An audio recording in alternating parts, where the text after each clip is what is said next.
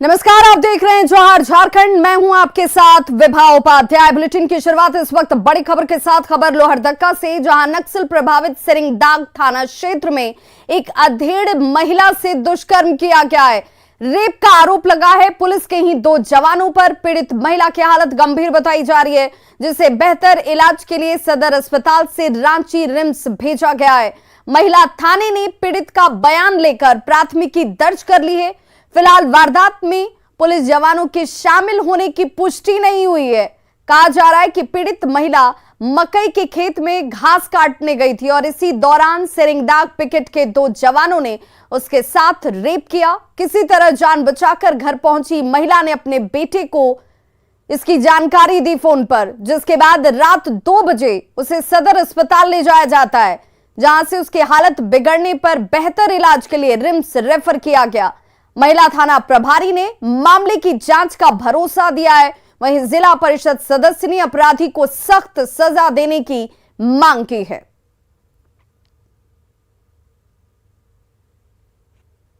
एक महिला के साथ बहुत दुखद घटना हुआ।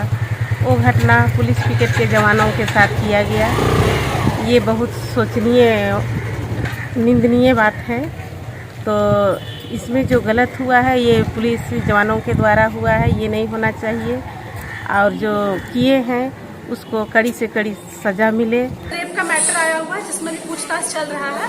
पूछताछ होने के बाद जो भी लीगल कार्रवाई किया जाएगा, जो भी इसके लिए होगा प्रोसीजर, उसको फॉलो किया जाएगा। पूछताछ चल रहा है, उसके बाद ही हम बाकी डिटेल्स बाद में देंगे। इस तरह का ये जघन्य पाप हुआ है, इसको देखते हुए प्रशासन को त्वरित कार्रवाई करना चाहिए और इसमें किसी भी व्यक्ति को बख्शना नहीं चाहिए।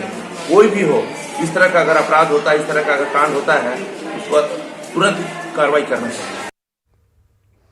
गिरिडीह में पत्थर खदान पर रोक लगती नजर नहीं आ रही। इन खदानों में से कई वैध हैं तो कई अवैध भी हैं, लेकिन एक भी खदान ऐसा नहीं है जहां माइनिंग के नियमों का पूरी तरह से पालन किया जा रहा हो। डीजीएमएस यानी कि खान सुरक्षा महानिदेशालय के नियम के मुताबिक 25 फीट से ज्यादा गहराई होने पर माइंस में बैरिकेडिंग करना जरूरी होता है ताकि कोई बड़ी घटना ना हो। लेकिन इक्का दुक्का खदान को अगर छोड़ दिया जाए तो किसी भी खदान में ना तो बैरिकेडिंग की गई है, ना ही सुरक्षा मानकों का ख्याल रखा जा रहा है। अब तक 12 से अधिक लोगों की खदान में डूबने से मौत हो चुकी है, लेकिन खदान संचालक इसे लेकर पूरी तरह से लापरवाह बने हुए हैं। इतना ही नहीं, कम जमीन पर लीज लेकर भी अधिक जमीन पर खनन किया जा रहा है। ग्राउंड जीरो से ज्यादा जानकारी दे रहे हैं गिरिडीह संवाददाता एजाज अहमद।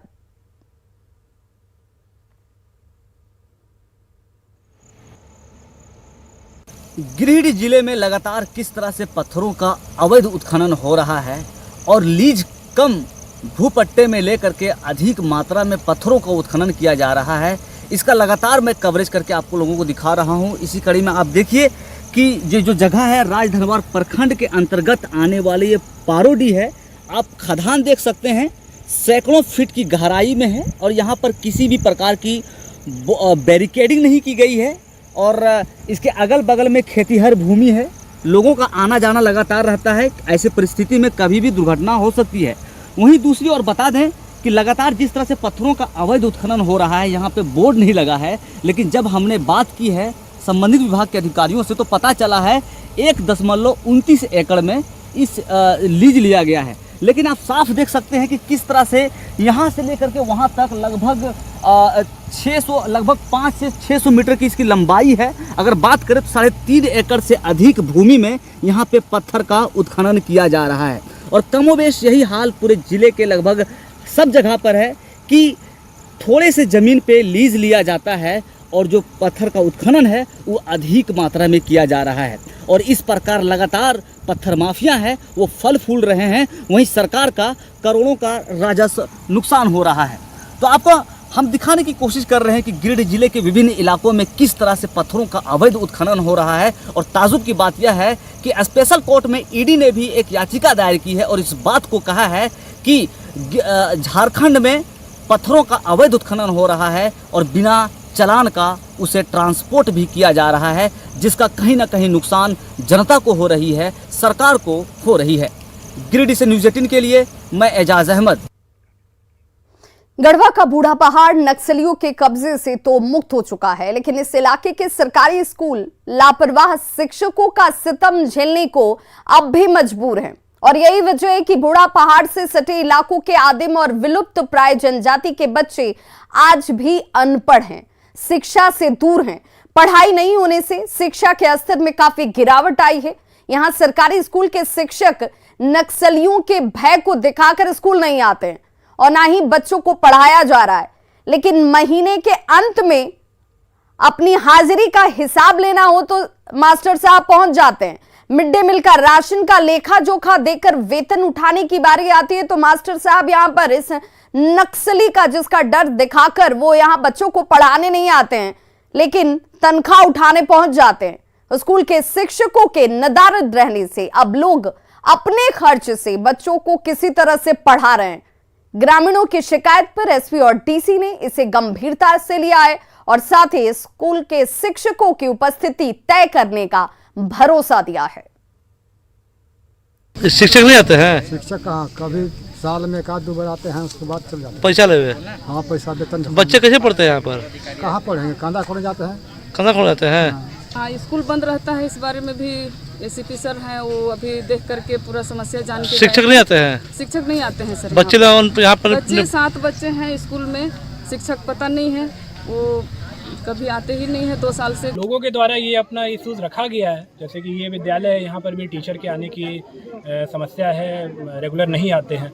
और भी कुछ विद्यालय में हम लोग को जानकारी मिली है, तो यहाँ पर जैसा मुखिया भी आज यहाँ पर उपस्थित थी, इस क्षेत्र की मुखिया, उनके साथ भी हम लोग की बात हुई है। और आने वाले समय में फर्स्ट प्रायोरिटी यही रहेगा कि बच्चे जो हैं उनको शिक्षा जरूर मिले, और इसके लिए जो यहाँ पर डेप्यूटेड जो टीचर हैं या फिर पारा टीचर है वो आए यहाँ पर रेगुलर, ये हम लोग सुनिश्चित करने के लिए जो भी जब वापस जाएंगे तो जिला प्रशासन के साथ भी इस संबंध में बात करेंगे। देखिए, आपके माध्यम से जानकारी मिली है तो निश्चित तौर पे हम डीओ और डीएससी को इस संदर्भ में क्लियर डायरेक्शन दे देंगे कि जिन शिक्षकों की वहाँ पे पोस्टिंग है, हम लोग इंश्योर करेंगे कि वो लोग वहाँ पे पहुँचे और अच्छी तरीके से शिक्षा जो है वहाँ के बच्चों को दी जा सके। गोड्डा में आज मां दुर्गा की प्रतिमा का विसर्जन किया जाएगा। प्रशासन ने इस बारे में निर्देश जारी कर दिए हैं। कल देर रात सभी पंडालों का जायजा डीसी, एसपी और एसडीएम की तरफ से लिया गया और सभी पूजा कमेटियों से तय समय पर मूर्ति के विसर्जन करने के निर्देश दिए गए।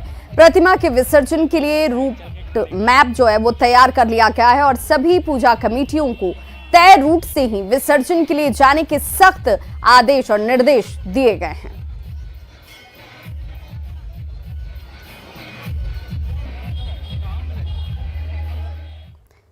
तो नवरात्रि के बाद अब तालाब और नदी घाटों पर मां दुर्गा की प्रतिमा का विसर्जन किया जा रहा है, लेकिन इस दौरान नदी तालाब में प्रदूषण का स्तर बढ़ता दिख रहा है। रांची के बड़ा तालाब की ये तस्वीर इस वक्त आपके टीवी स्क्रीन पर है, जहां पर प्रतिमा के टुकड़े के साथ ही लकड़ी के टुकड़े, मिट्टी के बर्तन, रंग बिरंगे कागज और प्लास्टिक की थैलियों के साथ कई सामान आपको इन तालाबों में नजर आ जाएंगे। प्रतिमा के साथ घुलनशील और अघुलनशील कचरा पानी को और ज्यादा विषैला बना रहा है।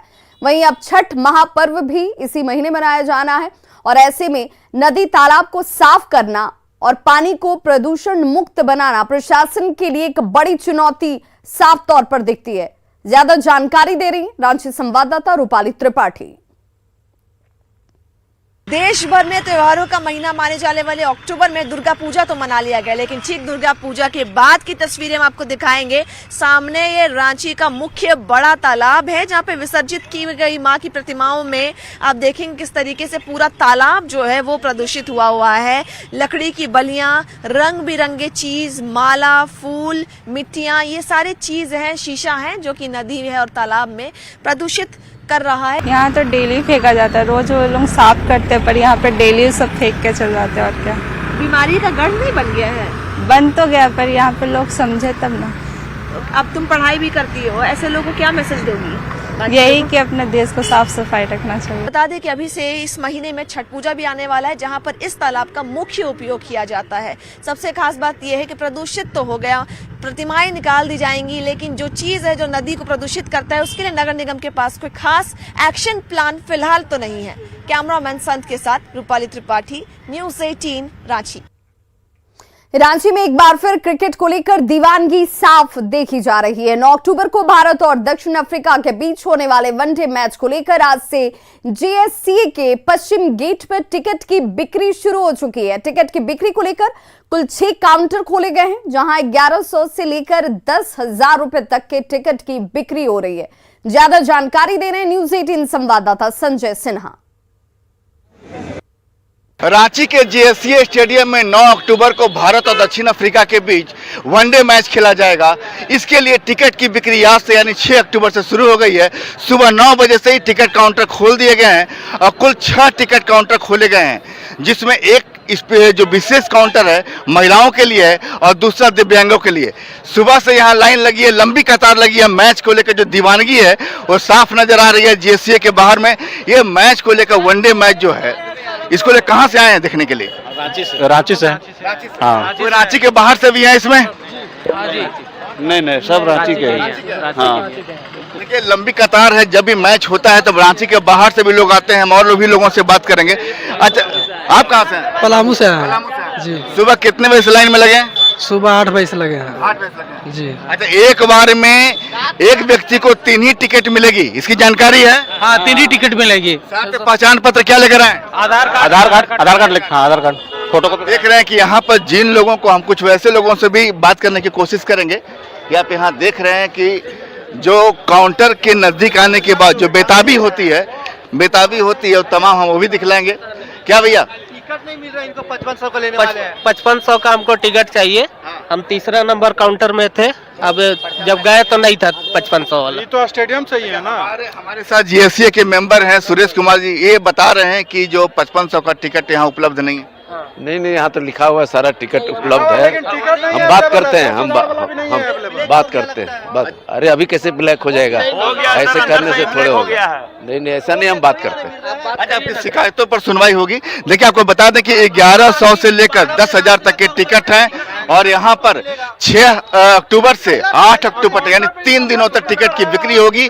भारतीय टीम कल 7 अक्टूबर को यहाँ पहुंचेगी और यहाँ पर किन्हीं को टिकट, यहाँ जो आपने कुछ कितने पैसे लेकर आए? हम 2000 वाला लेंगे। 2000 वाला लेंगे? 5500 वाला उपलब्ध नहीं है इसमें। अच्छा, कहाँ मैच देखने में ज्यादा आनंद आता है? मैच तो एकदम बिहार से आया है, लेकिन बिहार में कोई स्टेडियम का उपलब्ध नहीं है। लेकिन बिहार में कहाँ से आए? बिहार से मुंगेर से आया है। देखिए बिहार के मुंगेर से यहाँ पर लोग मैच देखने के लिए आए हैं और कितना आपका देखिए, इनका देखिए, ये खुश नसीब है, टिकट मिल गया है। चलिए भैया, क्या कितने का टिकट लिया? 2000 वाला। 2000 वाला। देखिए 2000 का टिकट मैंने लिया है। देखिए टिकट दिखाइए अपने हाथ से। देखिए इन्हें टिकट लिया है 2000 का। 3 टिकट लिया। क्या दिखलाया परिचय पत्र में आपने? आधार कार्ड।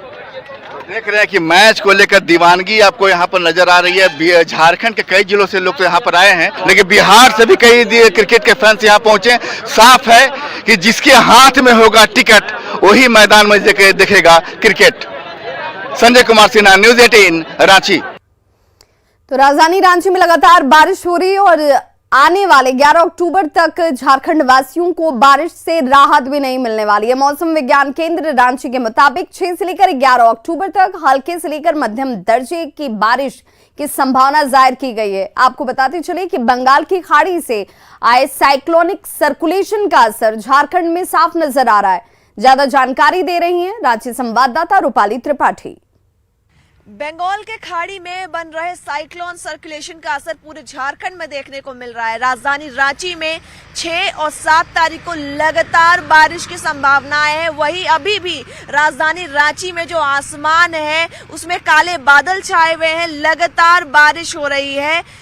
मौसम केंद्र के मुताबिक 6 से 11 अक्टूबर को पूरे झारखंड में बारिश की संभावनाएं जताई गई है। वही राजधानी रांची में 7 और 11 तारीख तक लोगों को बारिश से राहत नहीं मिलने वाली है। 7 तारीख को बारिश के साथ वज्रपात के भी संकेत है, जहां मौसम केंद्र ने लोगों से सुरक्षित स्थान पर रहने की अपील की है। कैमरामैन संत के साथ रूपाली त्रिपाठी, न्यूज 18 रांची। रामगढ़ पतरातू 4 लेन पर दिल दहलाने वाला हादसा हुआ। बेकाबू हाईवा ने 8 लोगों को कुचल डाला, जिसमें से 5 लोगों की मौके पर ही मौत हो गई, जबकि 3 गंभीर रूप से घायल हो गए, जिसमें से एक की मौत इलाज के दौरान हो गई।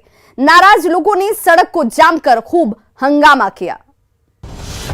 ये तस्वीर दिल दहला देने वाली है।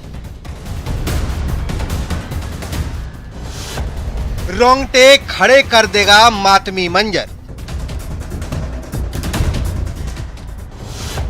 खून से सनी रामगढ़ की सड़क, मातम में बदली विजयादशमी की खुशियां।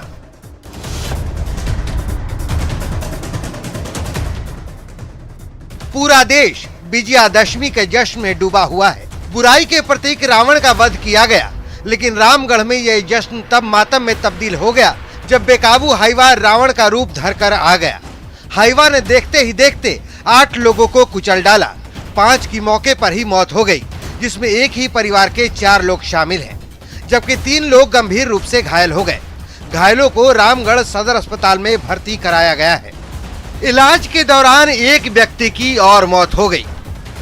यहाँ पे जो है हमारे घर के जो है सदस्य यहाँ पे मैंने निकले हुए थे रोड पे जो है गाड़ी छोड़ने के लिए, बैठाने के लिए, और अचानक जो है उधर से हाइवा आई और हाइवा जो है सभी को अपने चपेट में लेकर के जो है, जैसा कि बताया जा रहा है कि यहाँ पे एल्बेस्टर भी गिराते हुए एक मोटरसाइकिल और उसके बाद यहाँ पे बिल्कुल जी बिल्कुल अनियंत्रित हुआ। और जब उसको आप लोग दबोचे तो नशा किए हुए थे? बिल्कुल नशा के हालत में जो है ड्राइवर जो है वो नशा के हालत में था। ये दर्दनाक घटना बरका काना ओपी क्षेत्र के दानिश पेट्रोल पंप के पास घटी। लोग सड़क के किनारे खड़े थे, तभी कोयला लदे ट्रक ने 2 बाइक सवार समेत किनारे खड़े लोगों को अपनी चपेट में ले लिया। घटना से नाराज लोगों ने रामगढ़ पतरातू मुख्य सड़क को जाम कर दिया। लोगों का सवाल है कि रावण दहन की वजह से जब शहर में नो एंट्री है, फिर सड़क की एंट्री कैसे हुई? क्या कर रहे थे ट्रैफिक पुलिस वाले? ट्रक को शहर में आने से क्यों नहीं रोका गया? न्यूज़ 18 के लिए रामगढ़ से जावेद खान की रिपोर्ट। और रामगढ़ से बड़ी खबर आ रही है, जहां रामगढ़ पतरातू 4 लेन से जाम हट गया है। रामगढ़ में कल रामगढ़ पतरातू 4 लेन पर हेहल में सड़क दुर्घटना में 6 लोगों की मौत हो गई थी, वहीं 2 लोग गंभीर रूप से घायल हो गए थे। और इस घटना से नाराज लोगों ने रामगढ़ पतरातू 4 लेन को मुआवजा और कार्रवाई की मांग के साथ जाम कर दिया था। यहां देर रात बड़का गांव विधायक अंबा प्रसाद और एसटीओ के बीच वार्ता हुई, जिसके बाद ग्रामीणों ने जाम को हटा लिया है। वहीं शवों को पोस्टमार्टम के लिए रामगढ़ सदर अस्पताल भेजा गया।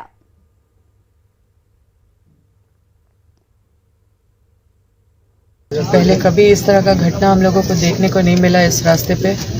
रास्ता इतना वाइड होने के बाद भी जब लोग एक यू टर्न लेते हैं कहीं बीच से, तो उस बीच में कई लोग साथ में यू टर्न ले लेते हैं, तो उसमें एसडीओ जो रामगढ़ हैं, एसडीएम, उन्होंने इस चीज़ को इंस्पेक्ट किया है।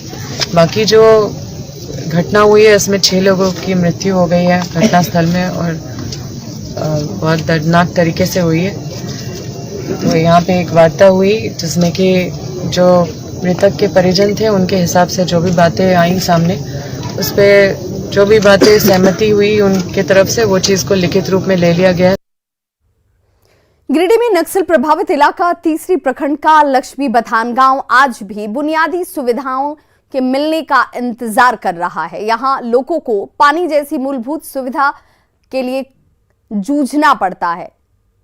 इस गांव में करीब 400 की आबादी है। इसके बाद भी न तो गांव में कोई चापा नल है और ना ही कुआं।